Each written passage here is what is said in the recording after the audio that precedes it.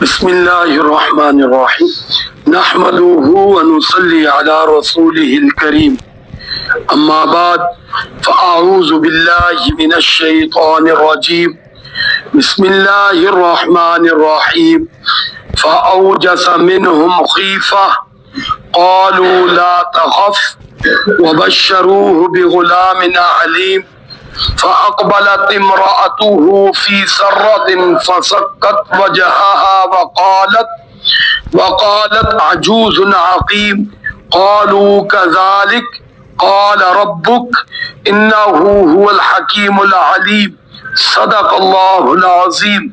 درود شریف پر اللهم صل على محمد وعلى آل محمد كما صليت على إبراهيم وعلى آل إبراهيم إنك حميد مجيد. اللهم بارك على محمد وعلى آل محمد كما باركت على إبراهيم وعلى آل إبراهيم إنك حميد مجيد. 26واں پارہ سورۃ الذاریات، 7ویں منزل یعنی قرآن کی آخری منزل اور اس کی دوسری سورت مبارکہ، اور سورت کا رکوع نمبر 2 ہمارا چل رہا ہے، اور آج اس پارے یعنی 26 پارے کی آخری 3 آیات مبارکہ تلاوت کی گئی ہیں. الحمدللہ آج ہمارے 26 پارے مکمل ہو رہے ہیں الحمدللہ. اور آیت نمبر 28، 29 اور 30 بیان کی گئی ہے.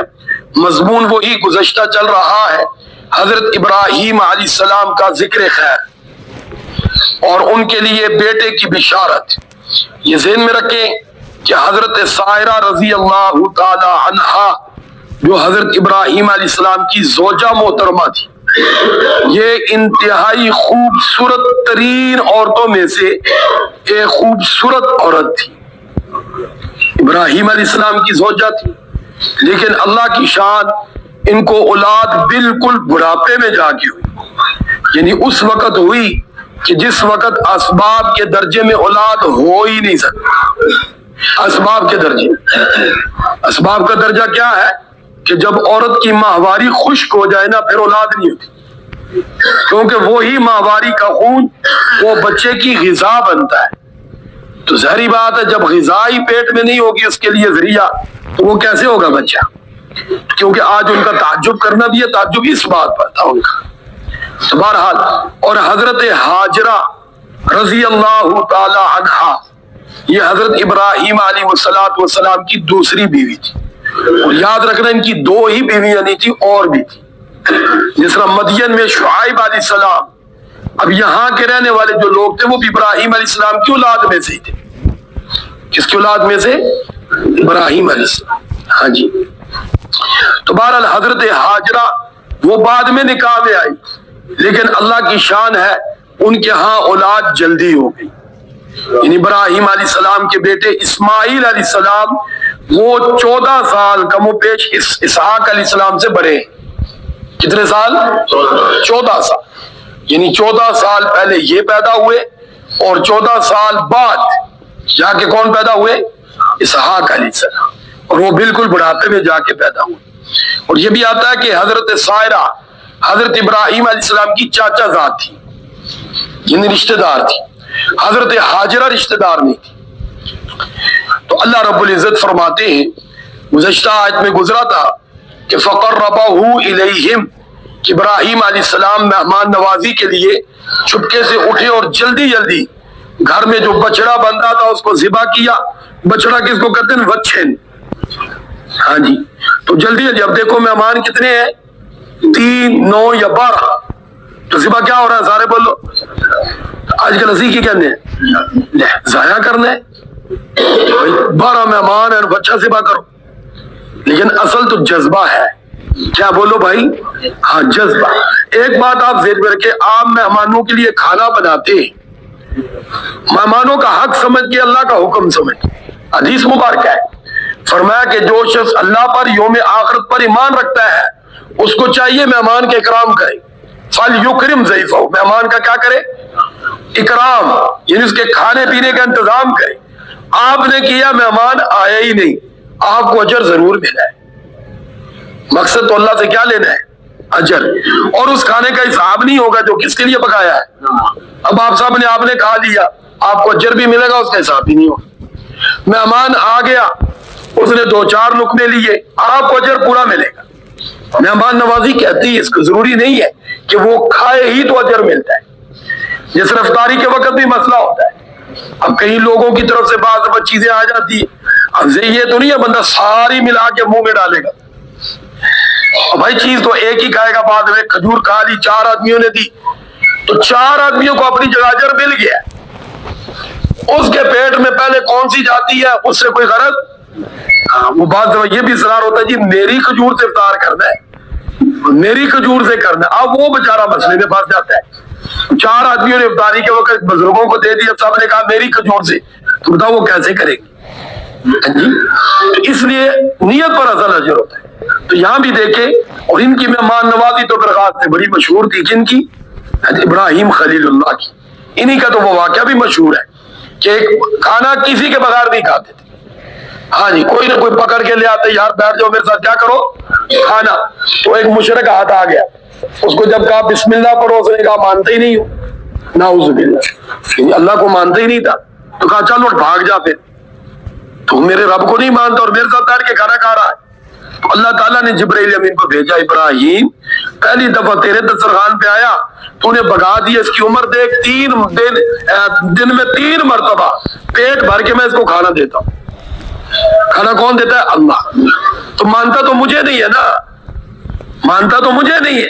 منکر تو اللہ نے فرمایا میرا ہے نا، تیرا تو نہیں ہے.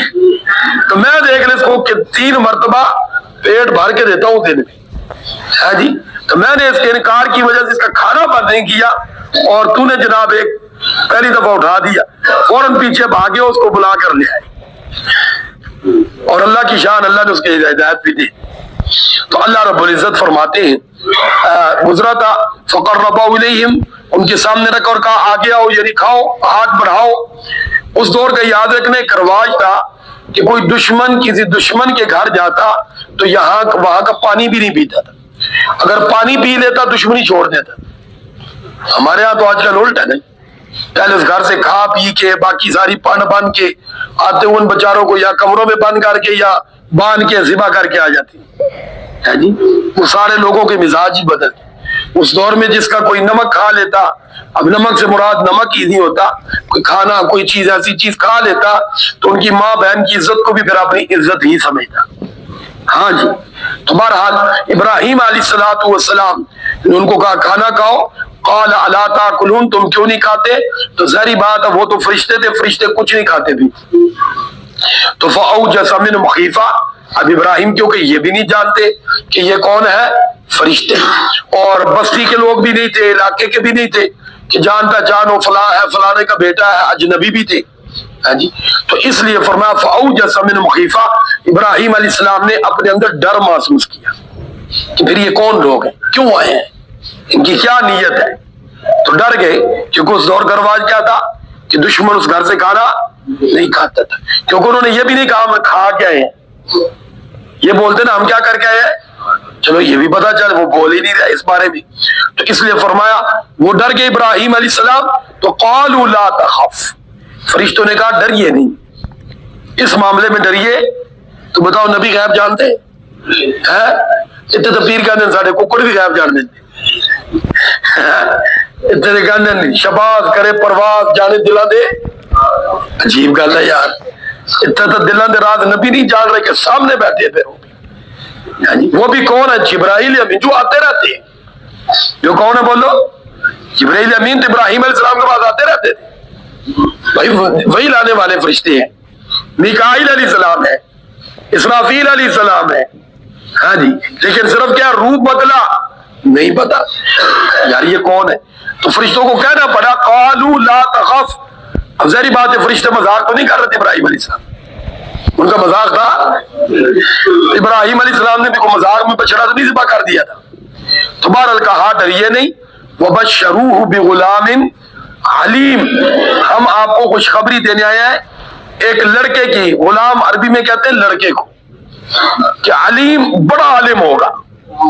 بھائی ظاہری بات ہے نبی ہوگا، نبی سے بڑا عالم کون ہو سکتا ہے. جی تو اب کیونکہ حضرت سائرہ آج کل کے گھر تو تھے نہیں، خیر سے کنالوں میں ہے، وہاں تو ظاہری بات ہے 1-2 کمروں والی بات ہی تھی، تو اس لیے حضرت سائرہ کیونکہ اندر یہ گفتگو سن رہی تھی، تو جیسے ہی انہوں نے کہا نا وَبَشَّرُوهُ بِغُلَامٍ عَلِيمٍ، اب بات کس کی طرف گئی ہے؟ سائرہ کی طرف، کوئی بچہ تو اس نہیں جانتا ہے نا، تو آگے اس کا ذکر ہے، اللہ فرماتے فَأَقْبَلَتِ امْرَأَتُهُ فِي سَرَّةٍ، اب سائرہ کو بڑا تعجب ہوا اور تعجب سے آواز اونچی ہو گئی اور کہنے لگی فسکت وجہا، اپنے چہروں کو جیسے عورتوں کا نا رام وغیرہ یوں کرتی ہے، یوں کر کے کہنے لگی وقالت عجوز حکیم، کیا میں بڑھیا جو 5 بھی ہو گئی ہوں اب بچہ جنوں گی؟ یعنی تم کیا کہہ رہے ہو جی، اب یہ کیسے ممکن ہے؟ تو بہرحال فوراً کیونکہ اپنی ذات کی طرف بات گئی تھی نا، سائرہ کی کس کی طرف گئی؟ ذات کی طرف، کہ میں اب کیسے جان سکتی ہوں، میرے میں تو وہ صلاحیت ہی نہیں ہے۔ تو ظاہری بات ہے درد سے ایک زندگی اور موت کی کشمکش ہوتی ہے، اور بوڑھا آدمی تو ویسے ہی بہت کمزور ہو جاتا ہے، اس نے ساری چیزیں سوچ کر انہوں نے اس چیز کا اظہار کیا، جس نے حضرت اللہ کی قدرت پر نعوذ باللہ کوئی بات نہیں تھی، یہ اپنی ذات کی طرف، جس نے ابراہیم علیہ السلام بھی ڈرے، وہ انسانی فطرت کے اعتبار سے، تقاضے کے اعتبار سے، بشریت کے اعتبار سے، موسیٰ علیہ السلام بھی لاٹھی پھینک کر آپ کو پتا ڈر گئے تھے، جب عصا کو پھینکا اور کیا بن گیا، اب دوسرے تو بعد میں ڈرے، وہ پہلے ڈر گئے تھے کہ یہ کیا ہو گیا ہے، ہاں جی، تو وہاں بھی یہی تھا کہ موسیٰ ڈر نہیں، تو اس لیے سارے انبیاء یاد رکھنا بشر بھی تھے، انسان بھی تھے، لیکن میرے اور آپ کی طرح نہیں، ہم تو انسانیت کے نام پہ دبا ہے، وہ تو انسانیت کی ایک مثال تھی، کیا تھے سارے بولو، اب یہی تو لوگ سمجھتے نہیں، کوئی اپنی طرح کہتا ہے اور کوئی انکار ہی کر دیتا ہے،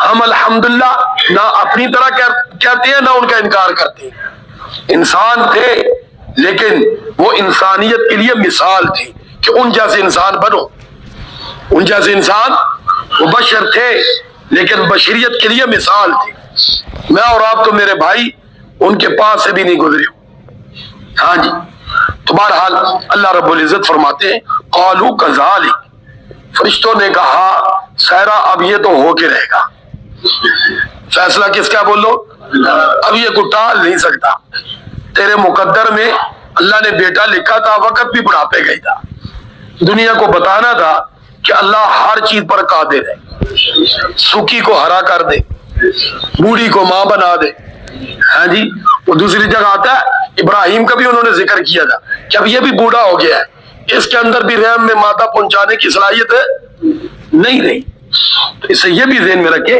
کہ یہ جو دنیا کے اتاؤ چڑھاؤ، یہ جو اسباب، یہ جو گردش زمانے کی، یہ انبیاء کے ساتھ بھی ہوتی، سارے بولو کس کے ساتھ، بھوک لگتی ہے تو نبیوں کو بھی لگتی ہے، وہ خندق کے موقع پہ جب صحابہ کرام نے عرض کیا نا حضور اب تو بھوک لگی ہوئی ہے، تو ہم تو برداشت کرتے کرتے پیٹ پہ کیا باندھ دیے، پتھر، تو اب یہ نہیں ہے کہ پیارے آقا صلی اللہ علیہ وسلم کو نہیں لگی، حضور نے فرمایا مجھے تم سے زیادہ لگی ہوئی، پھر اپنا کپڑا مبارک اٹھایا اور اپنا پیٹ مبارک دکھایا کہ میں نے 2 باندھے ہوئے، کتنے باندھے ہوئے بولو، 2، وہ ابو بکر عمر کا اور حضرت ابو ہریرہ کا واقعہ وہ بھوک والا، ہاں جی، جب آ کر وہ مسجد نبی کے باہر بات ہوئی، کیا فرمایا، قسم اس رب کی جس کے قبضے میں محمد صلی اللہ علیہ وسلم کی جان ہے، 3 دن ہو گئے محمد صلی اللہ علیہ وسلم کے پیٹ میں بھی ایک لقمہ نہیں گیا، جی ہاں، تو یہ آپ ذہن میں رکھیں کہ یہ جو معاملات ہیں یہ آتے ہیں،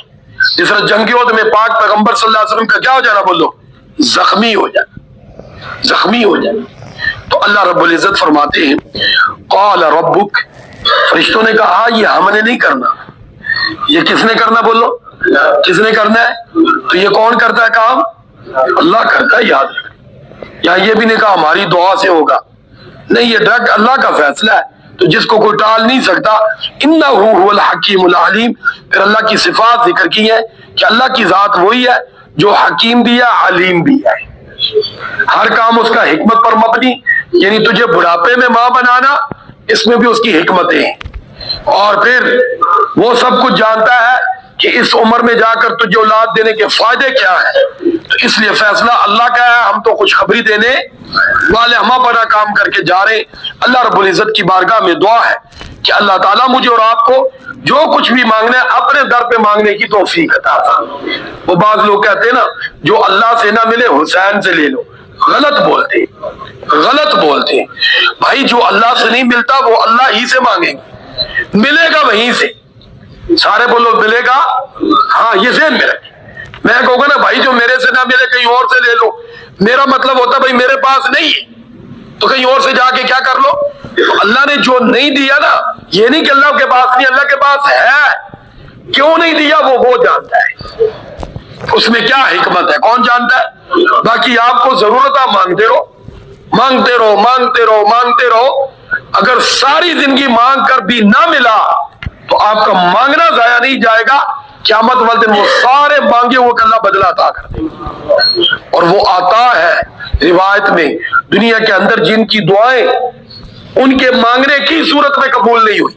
قبول تو ہر دعا ہوتی ہے, یہ ذہن میں رکھیے, مومن کی ہر دعا.